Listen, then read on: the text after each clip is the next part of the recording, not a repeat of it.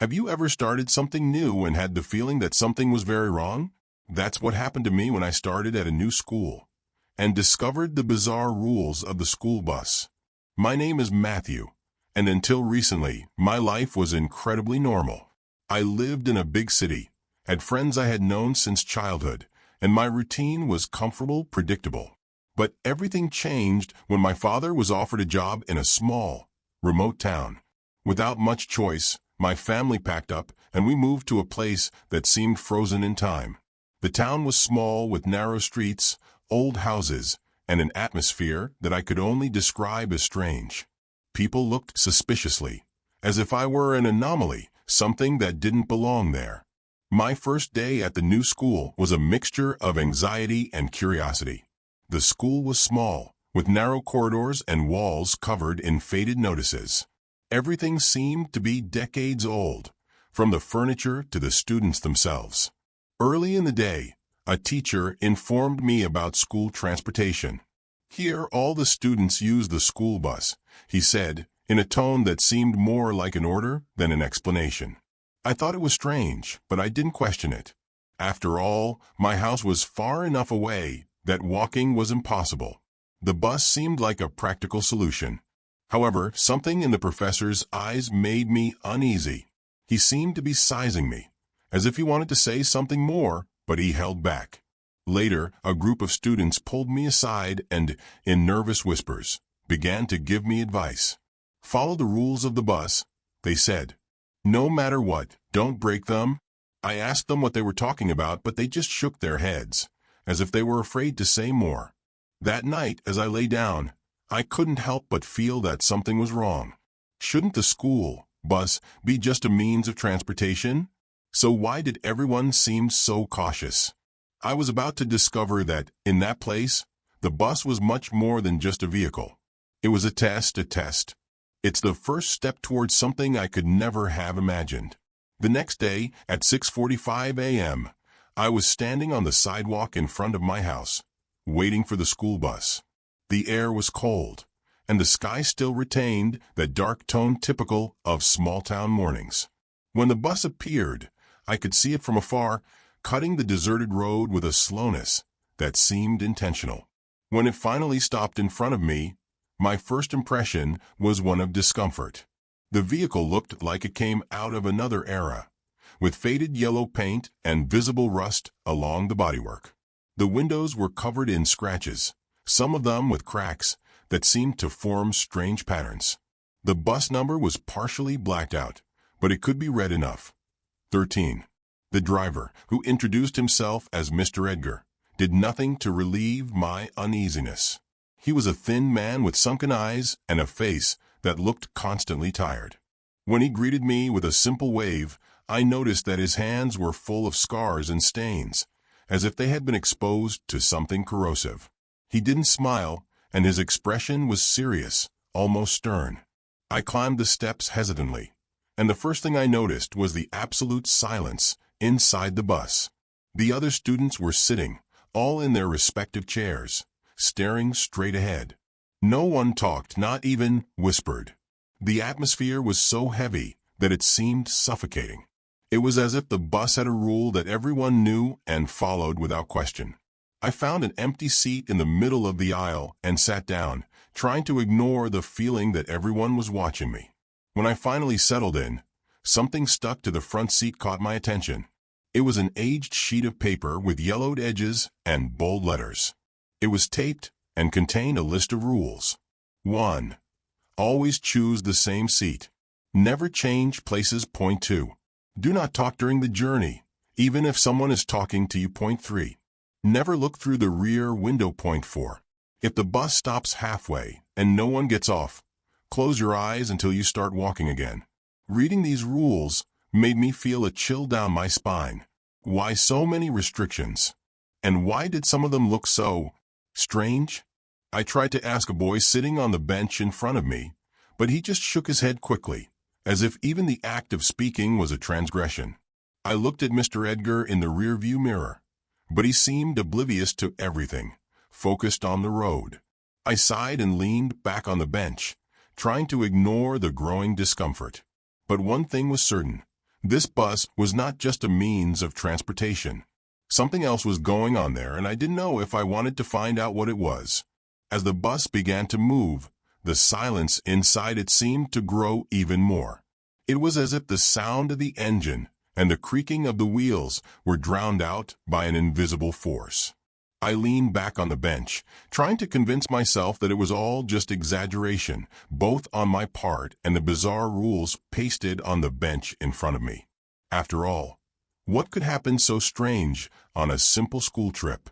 I looked out the window next to me, trying to distract myself from the scenery. The streets of the small town passed slowly, with simple houses and wooden fences that looked decades old. There was something melancholy in that place, something that seemed to weigh in the air. The few people I saw on the street looked at the bus with somber expressions, almost as if they knew something that we, inside the vehicle, did not know. As the journey continued, my curiosity began to grow. The rules, especially the one that said never to look through the rear window, echoed in my mind. Why not? What could be back there that was so forbidden?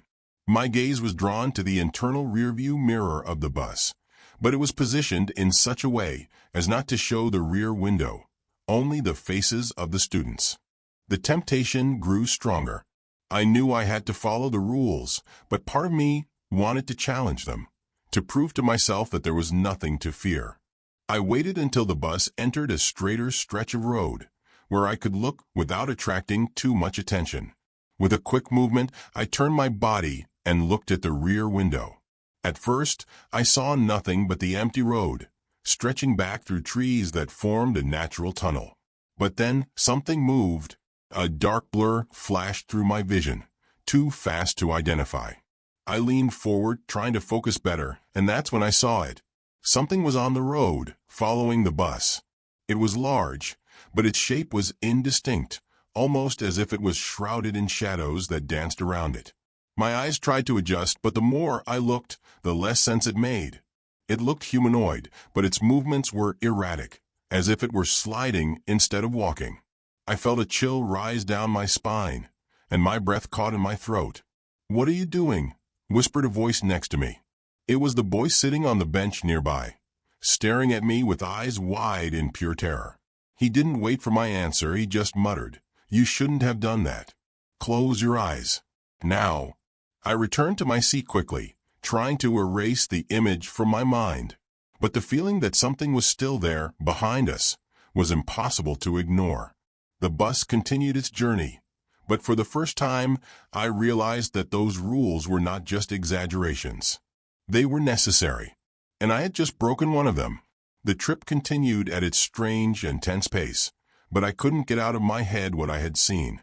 That dark blur, that thing on the road, wasn't something I could easily ignore.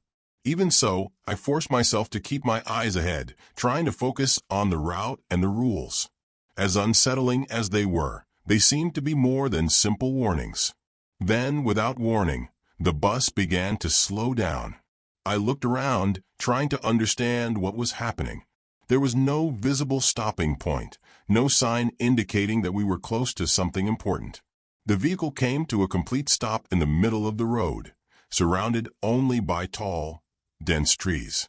The silence that followed was absolute. Even the bus's engine seemed to have been turned off. The air inside the bus became heavier, almost suffocating. I looked at the other students, expecting some reaction, but they all remained motionless, like statues. Their faces were pale, their eyes fixed in front, avoiding any movement that might attract attention. It was then that I heard it. Steps. Heavy footsteps, coming from outside the bus. They started far away, but quickly got closer, as if something was circling the vehicle. The sound was irregular, almost dragged, but the weight in each step was unmistakable. I looked out the windows, trying to resist the curiosity that was growing inside me. A huge shadow passed over the side of the bus, blocking the light coming in through the windows. My heart raced. Whatever was out there was big, much bigger than any human being. Its shape was indistinct, but it seemed to change constantly, as if it were shrouded in living darkness. I wanted to look closer, I wanted to understand what it was, but before I could move, I felt a hand on my arm. "Close your eyes, or he'll see you," whispered a trembling voice beside me. It was the same boy as before, his face now contorted with fear. He looked more frightened than ever, his eyes begging me to obey. "Please close your eyes." I hesitated, but his desperate tone convinced me. I closed my eyes tightly, my hands shaking as they held the bench in front of me. The footsteps continued, circling the bus, sometimes closer, sometimes farther away. At one point they stopped right next to me, and I felt an intense cold go through the window glass, as if something was watching me closely. The silence dragged on for a few seconds, but it seemed like an eternity. Then, the footsteps began to move away, and the air inside the bus seemed to become less oppressive. I opened my eyes slowly, watching the other students relax slightly, though no one dared to speak. The bus started moving again, as if nothing had happened. I knew something terrible was lurking, something that the rules of the bus tried to contain. But what scared me the most was the feeling that, even following the rules, I was getting closer and closer to danger. When I finally arrived at school, I felt a momentary relief as I got off the bus. The fresh air seemed less heavy, but the memory of what had happened on the way still haunted me. The footsteps outside, the huge shadow, and the desperate fear in the eyes of the other students were impossible to ignore. I knew I needed answers, even if no one seemed willing to give them. During the break, I approached a group of students who were talking near the courtyard. I tried to sound casual, but the urgency in my voice was undeniable. "Can you explain these bus rules to me? Why does everyone look so scared of them?" The group was immediately silent. One of the boys looked away, pretending to be distracted by something on the floor. Another mumbled something inaudible before quickly leaving, as if he didn't even want to be near me. I was starting to feel more and more isolated, like I was asking about something forbidden. It was then that Clara, an older student, approached. She looked hesitant, but there was something in her eyes that suggested she knew more than she wanted to admit. "You're new here, aren't you?" she asked, her voice low, almost a whisper. I confirmed with a nod, and she looked around, making sure no one was close enough to hear. "I shouldn't be telling you this," she continued, "but you need to understand. The rules are not there to be ignored.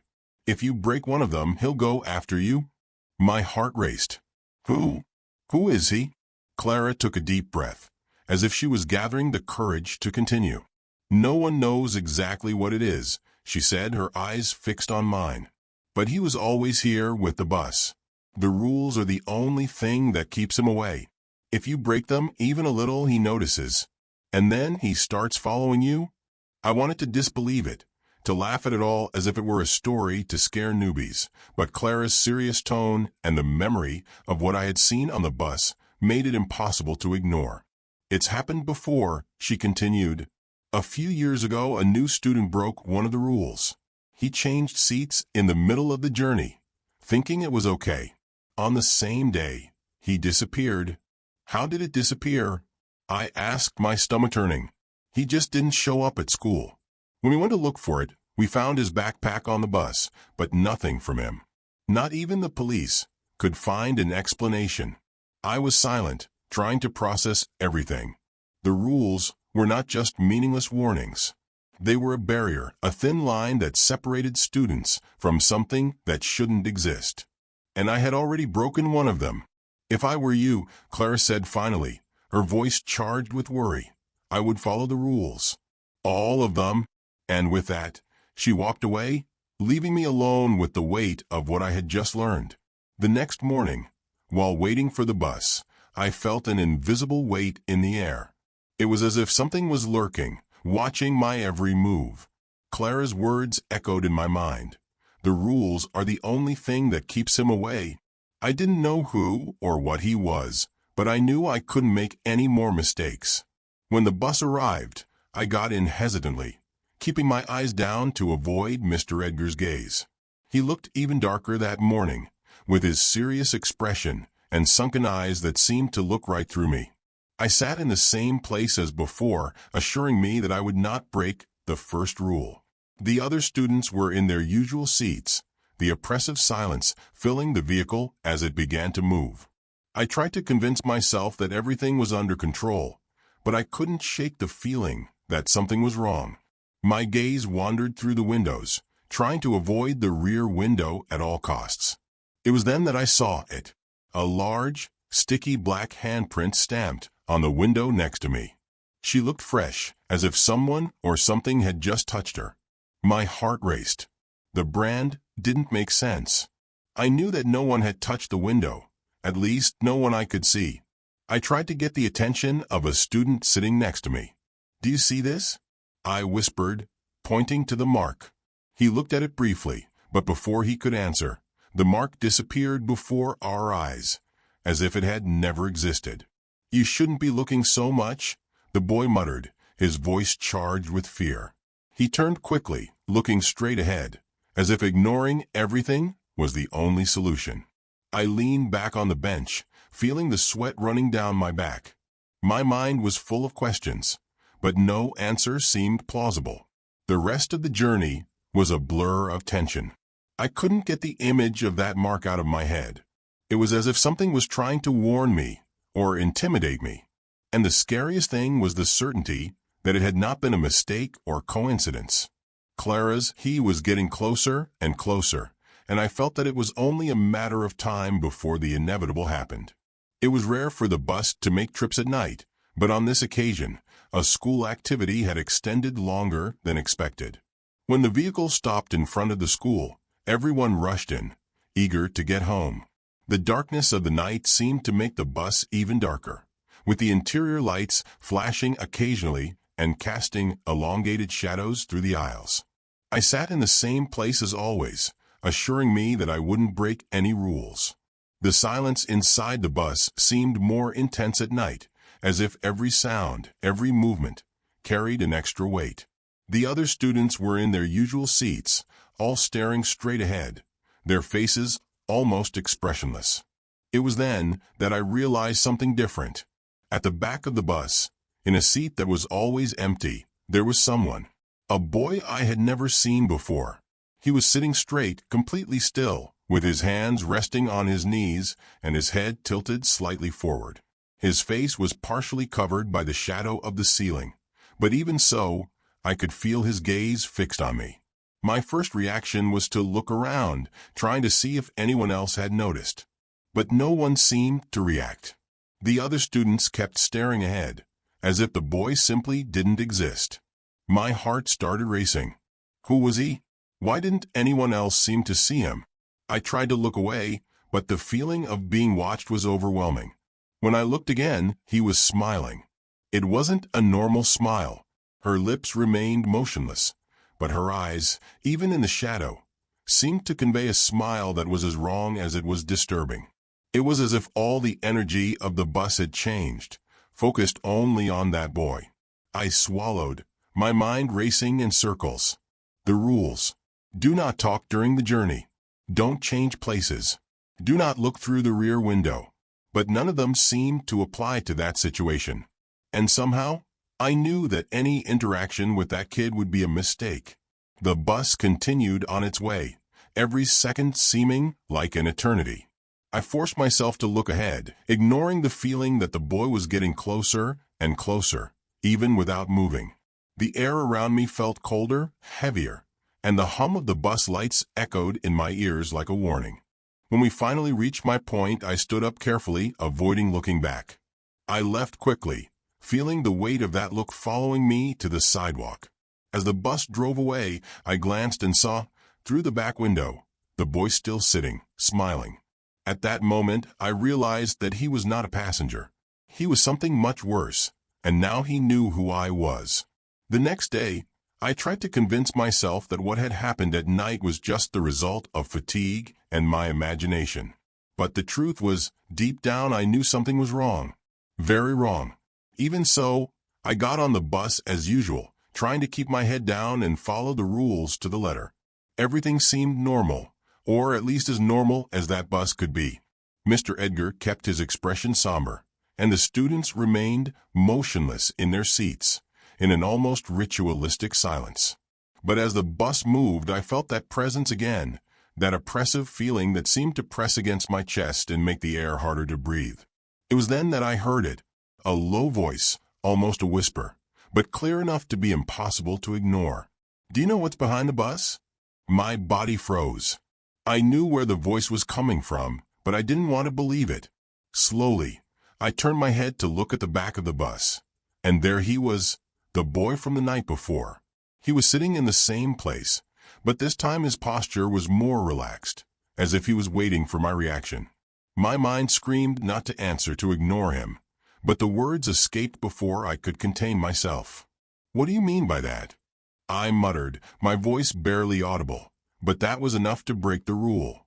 The moment the words came out, the boy disappeared. There was no transition, no movement. It just wasn't there anymore, as if it had never existed. The silence on the bus became even heavier, almost suffocating. I looked around, but no one seemed to have noticed. The other students remained motionless, staring ahead, as if nothing had happened. It was then that I felt it, an intense cold, as if the very air around me had frozen. It started at my feet, slowly climbing up my legs, until it wrapped around my whole body. It was more than just cold. It was a feeling of emptiness, as if something was trying to pull me out of my place. I held the seat tightly, trying to resist the invisible force that seemed to drag me along. My breathing became rapid and irregular, and my eyes moved frantically, looking for any sign of help. But no one moved. No one seemed to notice what was happening to me. I was alone, fighting against something I couldn't see, something I couldn't understand. I closed my eyes, trying to remember the rules. Closing my eyes wasn't one of them, but it seemed to be the only thing that could protect me at that moment. Gradually, the cold began to subside, and the force pulling me receded, leaving me exhausted and shivering in my seat. When I opened my eyes again, the bus was stopped. Luckily, for me, it was my point. I left quickly, stumbling on the steps, but not looking back.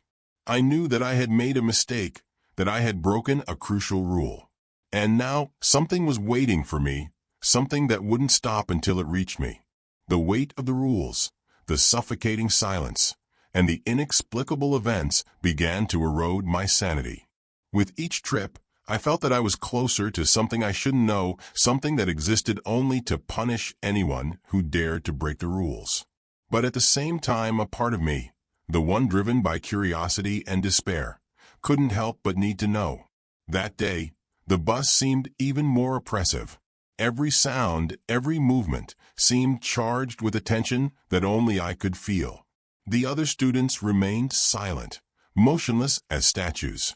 I was tired of pretending I didn't see what was happening. I decided at that moment that I would look through the rear window again. Not because he wanted to defy the rules, but because he needed to understand. I waited until the bus was on a straighter stretch of road. I looked around, making sure no one was paying attention to me. With my heart racing, I turned slowly, preparing myself for what I might find. And then I saw it. At first it was just a shadow, a black spot that seemed to float on the road behind the bus. But as my eyes adjusted, the figure began to take shape. It was huge, much larger than any human being. His body was composed of shadows that seemed alive, writhing and changing constantly. His arms were long, with sharp claws that shone even in dim light. And then I saw his face. He was smiling, not a human smile, but something distorted, which seemed to widen more than should be possible. His eyes shone with a pale light, fixed directly on me. It was like he was waiting for this moment, waiting for me to break the rules. My whole body froze. I couldn't move or look away. It was as if that smile had held me, as if every fiber of my being was being sucked into that gaze. The bus seemed to slow down, or maybe it was just my mind unable to process what was happening. "Matthew, stop," whispered a voice next to me. He was the boy who always seemed to know more than he should. But it was too late. I had already looked at it. I had already broken all the rules. And now, that being was coming. I could feel it. The figure began to run, its movements erratic, but incredibly fast. Each step seemed to shake the ground, even though he was outside the bus. My heart was beating so fast it felt like it was going to explode. I quickly turned forward, closing my eyes and clinging to the bench tightly. But the feeling that he was still there watching me didn't disappear. The rest of the journey was a blur. I don't remember how I got to my stop or how I got off the bus. All I know is that as I walked home, I felt that he was still following me, hiding in the shadows, waiting. When the bus finally stopped at my stop, the weight on my chest was unbearable. Each movement seemed to require tremendous effort, as if something invisible was holding me back. I stood up slowly, trying to ignore the blank stare of the other students, who remained motionless, as if nothing had happened. As I approached the door, I heard the deep voice of Mr. Edgar, who had not yet said a word during the whole journey. He didn't look at me as he spoke, keeping his eyes fixed on the road ahead. "You shouldn't have looked," he said quietly, almost in a whisper. "Now he knows your name." My whole body froze. These words echoed in my mind like a warning bell, each syllable sticking into my consciousness. The driver knew. He always knew. And now it seemed too late to turn back. I walked down the steps of the bus, my feet weighing like lead. When I finally touched the ground, I felt a strange wave of relief at being out of that vehicle. But that feeling was immediately replaced by something worse. The lights of the bus's headlight were fixed on me, shining with an almost unnatural intensity. It was as if the bus was not only illuminating me but watching me. Or maybe it was something inside him, something that was now lurking. I tried to ignore the urge to look back as I walked home. But the feeling that he was being followed was impossible to ignore. Every step I took seemed to be accompanied by an echo, not of my own steps, but of something that was chasing me in the shadows. When I arrived at my door, I turned one last time, with my heart in my throat. The bus was still there, stopped at the end of the street. The lights of the lighthouse continued to be pointed directly at me, even with the distance between us. I felt a shiver go up my spine when, for a brief moment, the lights seemed to flicker, as if the bus itself was warning me that it wasn't over. After locking the door, I sat in the living room, trying to calm my mind, but the feeling that I was being watched did not disappear. Every shadow on the wall seemed to move. Every sound of the house made my heart race. It was as if the weight of the rules I had broken was materializing around me. I looked out the window, trying to convince myself that it was all in my head. But there he was. Not the bus, but the figure I had seen through the rear window. I was standing on the corner of the street, motionless, but clearly looking at my house. The shadows around him seemed to pulsate, almost like a slow, steady breath. I felt my hands trembling as I closed the curtains. What did he want from me? Why did he seem so patient, so sure that I had no way to escape? My mind raced in circles, trying to find a solution. But all I could remember were Mr. Edgar's words. "Now he knows your name." And then the sound. A low touch, almost imperceptible, but enough to chill my blood. Someone was knocking on the door. Once, twice, 3 times. Each beat echoed through the house, subtle, but charged with an implicit threat. I held my breath, trying to convince myself that it wasn't real. But the truth was clear. He was here. And I didn't know how long I could hold out before I opened the door, or before he walked in on his own. If you ever get a list of weird rules, pay attention. Don't question, don't ignore. Some rules exist for a reason you may never need to understand. But if you break them, be prepared to face the consequences. Because sometimes breaking them can be fatal. If you like this video, don't forget to like, comment, and subscribe to the channel. Your participation is essential for us to continue bringing more stories like this. Activate the bell so you don't miss the next videos, and remember, sometimes, the mystery is closer than we think. See you next time.